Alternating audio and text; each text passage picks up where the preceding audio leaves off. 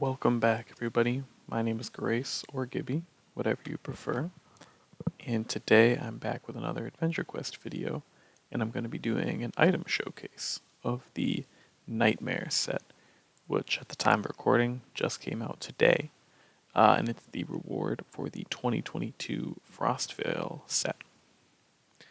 Now, as you can see, it's got quite a look going. I'm going to switch into some invisible items so you can see the sword and the shield a little bit more clearly individually. So, it's got a look.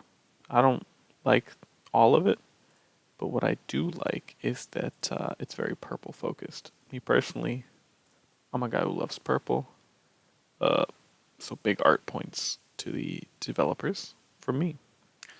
Now, as for the effects, we already know what most of the items do, but the weapon simply inflicts minor panic for a slight SP cost every turn. Forgot to toggle it on. But a slight panic, so about a 15% panic. The pet, the Knightmare Squire, has an attack that can form a barrier, which is based off the accuracy of its damage attack. So if its damage attack hits, the barrier is stronger. If it misses, it's weaker. Also, if your foe is panicked, the barrier is stronger.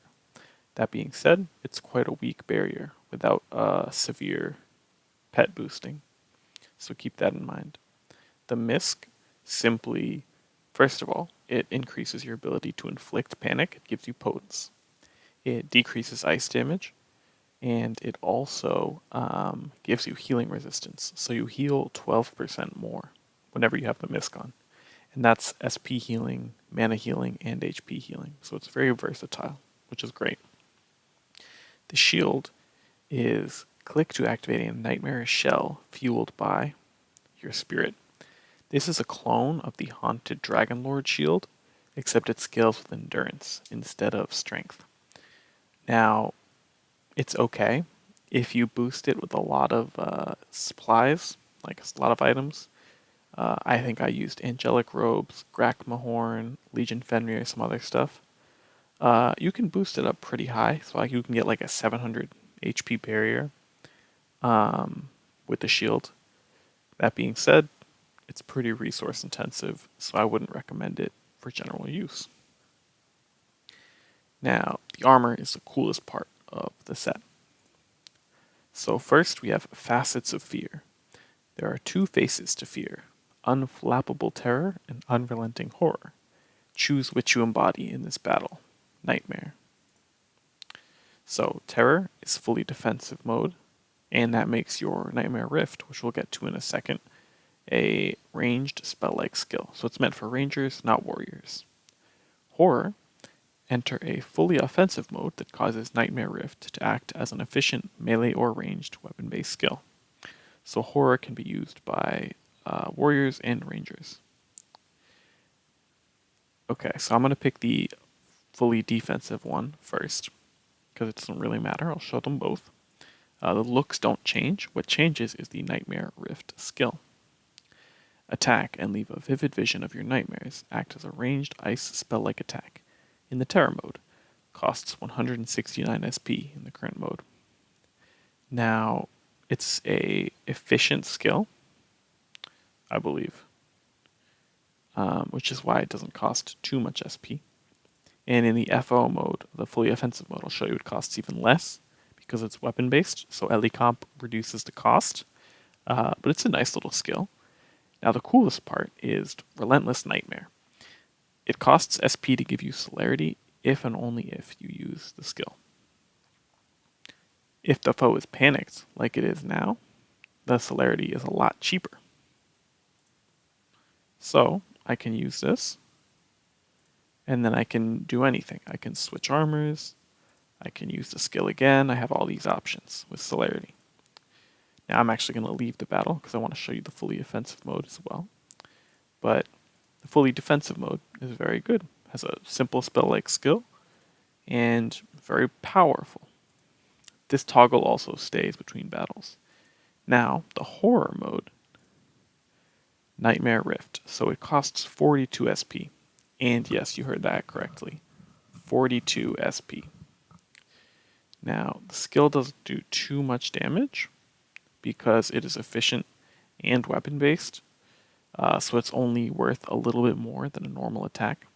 But it's super cheap and it's 3 hits, which is very convenient for bosses. So it's quite useful in my opinion.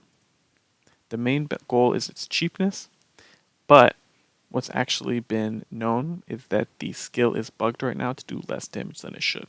So if you're looking at this video and you're thinking, oh, that skill does no damage, it's not very good, know that it's going to do more after they fix it, like tomorrow. The devs fix it tomorrow. But that is pretty much it for the set, to be honest. Oh, no, I forgot the spell. So the spell is... Oh, I forgot the spell. Please hold. Okay, here we are back. What I'm going to do is I'm going to inflict some panic in these 2 turns, and I'm going to explain what the spell does as I stack up some panic. So basically, the short version is the spell is a healing spell, and it's based off strength or dexterity, whichever is higher. So it does melee or ranged healing damage. What it's also based off of is not only based off of the enemy's ice resistance. So if you face a fire monster, it'll be stronger, and if you face a water monster, or not a water monster, an ice monster, it'll be much weaker. But it's also based off how much panic you have stacked up, which is the reason I'm stacking all this panic on this guy.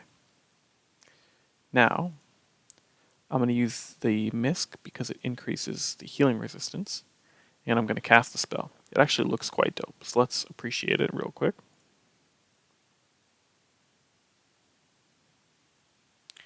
Now you might have noticed that it healed about 2000 HP, give or take a little bit.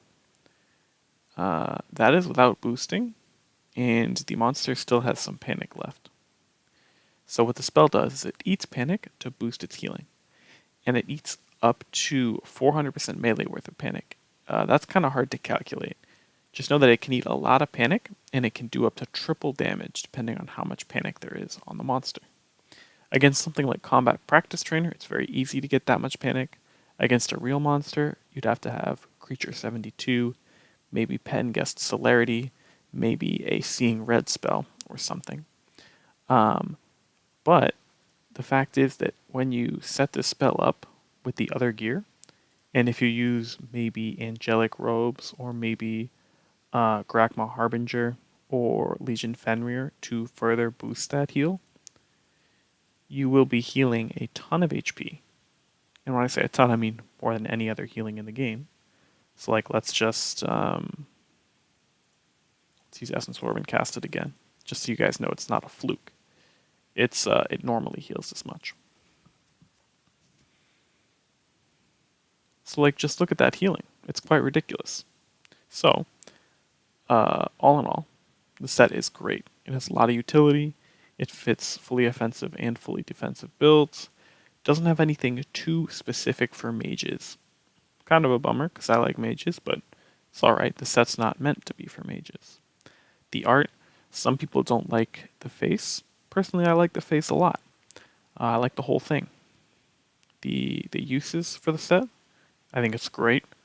The only thing that I would like on it, and I don't think this is necessary, but it's what I would like, is another way to inflict panic, because currently the only thing that this set has to inflict is the weapon. And so much of the stuff, it gets bonuses from having panic infliction. So I think that, a source of panic infliction would have helped this set out. Maybe the shield has like a skill that inflicts panic or something. I'm just spitballing. But aside from that, 10 out of 10 set, 10 out of 10 release. I've been reading the story more lately. I really enjoyed the story about the possessed bakers. I thought that, spoilers, I guess. Sorry. About the possessed bakers. I thought it was great. I'm excited to see this new villain we have coming up in the next couple months. I think it's great. So shout out to the people who designed it. Shout out to the AQ devs. You guys did amazing. Um, and shout out to you guys for watching the video. I hope this was informative. Hope you enjoyed it. And I will see you again in the next one. Peace and love, everybody. Have a great day and spread some joy in your life. Bye bye.